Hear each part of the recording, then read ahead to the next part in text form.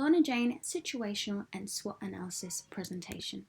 Hi and welcome, my name is Faye Pettybourne and today I'm presenting the first half of my international marketing plan on the company that has been a part of my lifestyle for a while, and the company is Lorna Jane.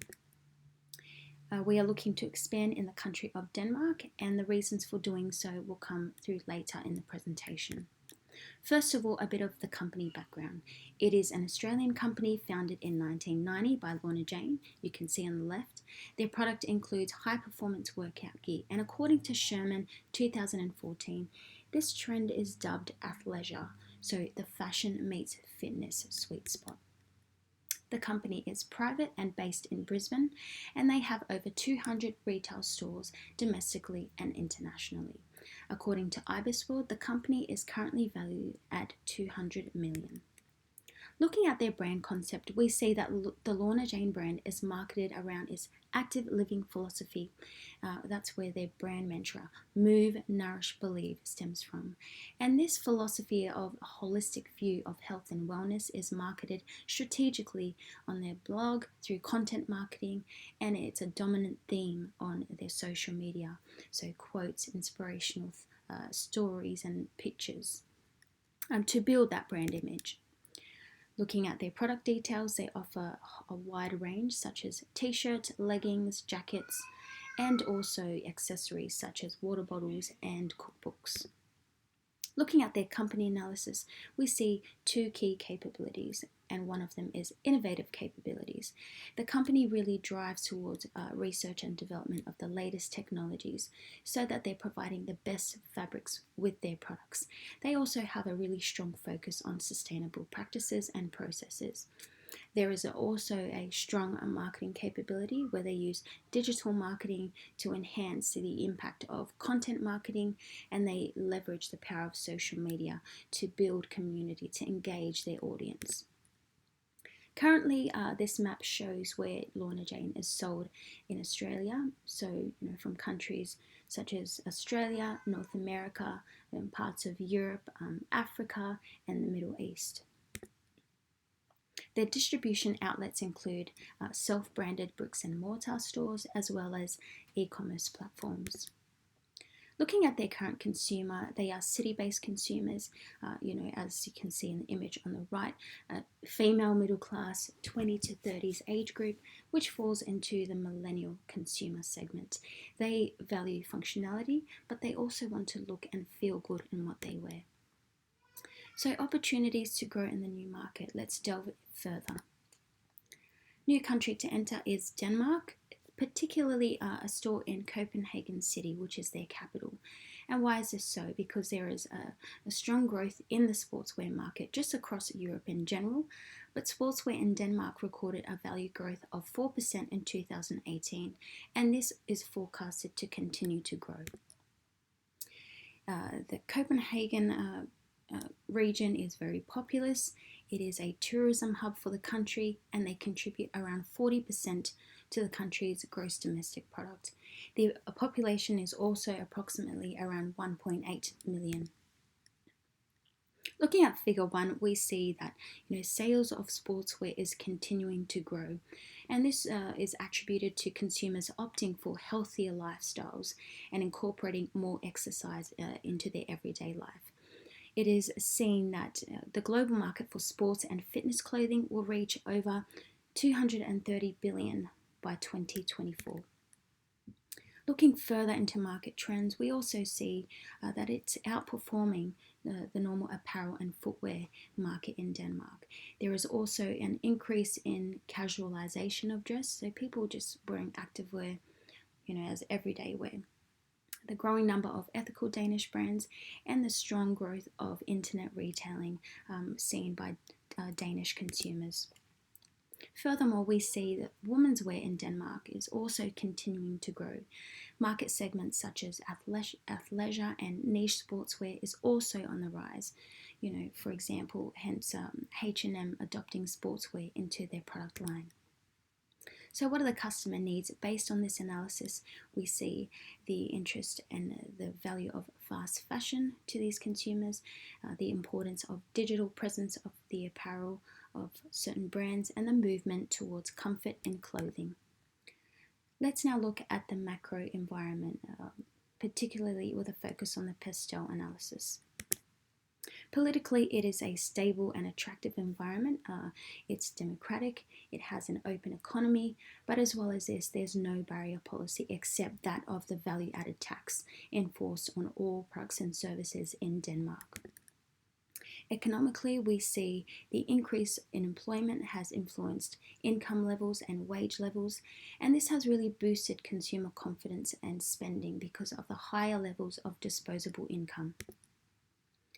Population trends also show that by 2030, the population in Denmark will reach around 6.1 million.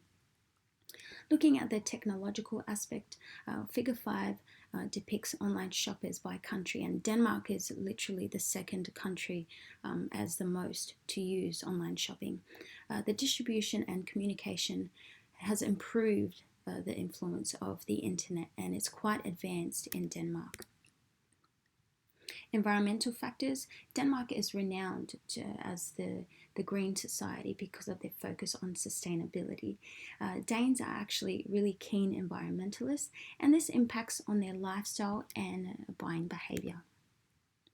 Legally, it's important that apparel companies take into consideration that textile products that enter the European market must be labelled, and that's part of their law. Looking further into the micro-analysis, let's check out the competitors. As we can see on Figure 6, which shows the company shares of sportswear in Denmark, we see global brands such as Adidas and Nike pretty much dominating the sportswear market. However, there's also a large increase in retailers such as H&M, who continue to lead women's wear segment in Denmark. So therefore, they become a direct competitor for Lorna Jane.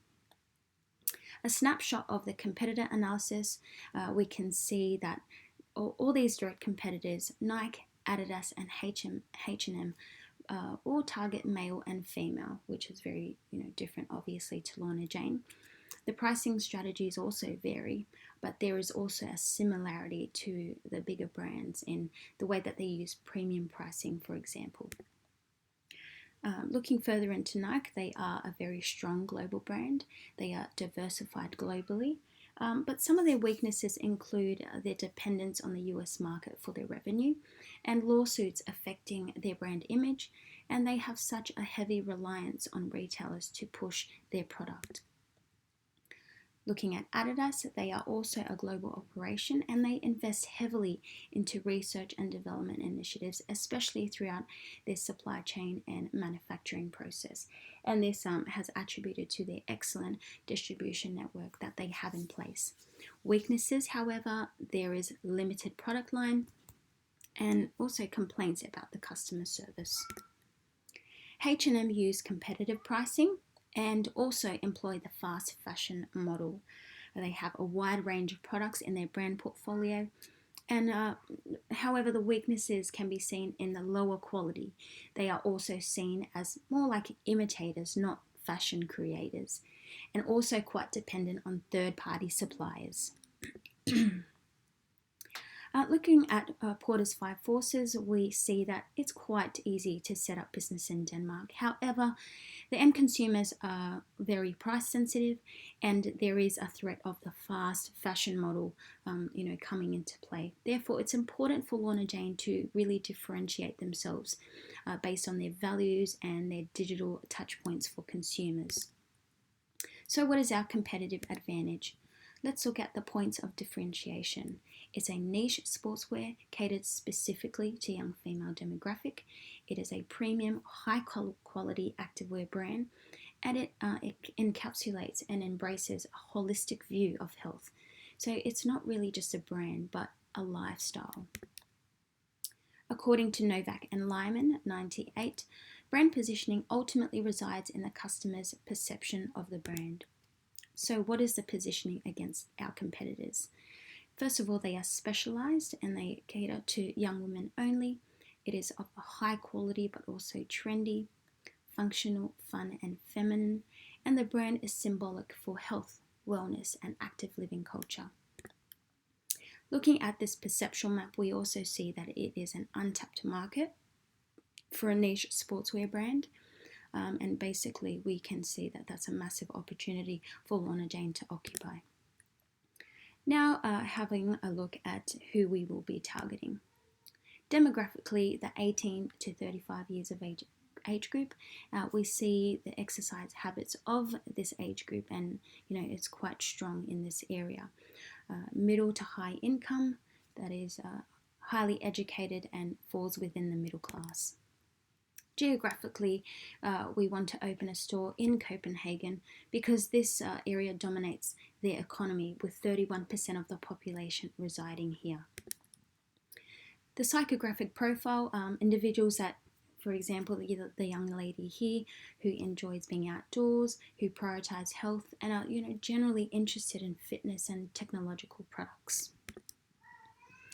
The behavioral aspect, we are targeting consumers that are influenced by social media. That's very much millennial consumers, and high-spending Danish women, especially those 25 to 34 years of age who seek fashionable foreign brands. We are also targeting low price sensitivity consumers. The SWOT analysis of Lorna Jane. So we see that their strengths are their high brand loyalty, and this is very much built due to their brand community that has been developed over time, their strong online presence, the high quality products, but also the aesthetics of how it looks on the female body, and their strong brand image. Again, that holistic view of health, not just a brand, but a lifestyle. Weaknesses, however, show that it's quite limited in terms of expansion because they are a niche brand. The prices are also being labelled as too expensive sometimes, and their dependence on China for manufacturing their products. Opportunities, again, reinforcing the health and wellness movement, rising globally and in Europe, and also the increase in demand for premium athletic apparel. The threats also include, competing against global giants such as Adidas and Nike, but competition is also intensified due to the fast fashion business model employed by many clothing brands and the increased competition due to online stores. In conclusion, based on the situation and SWOT analysis, the expansion in Denmark will allow the company to capitalize on growth opportunities in the market to support the demand for Lorna Jane products. And although it seems that Denmark is a small country to tap into, the profitability potential will be able to make up for the small scale population if the brand enters the market with the right strategies and a suitable international marketing plan. Thank you.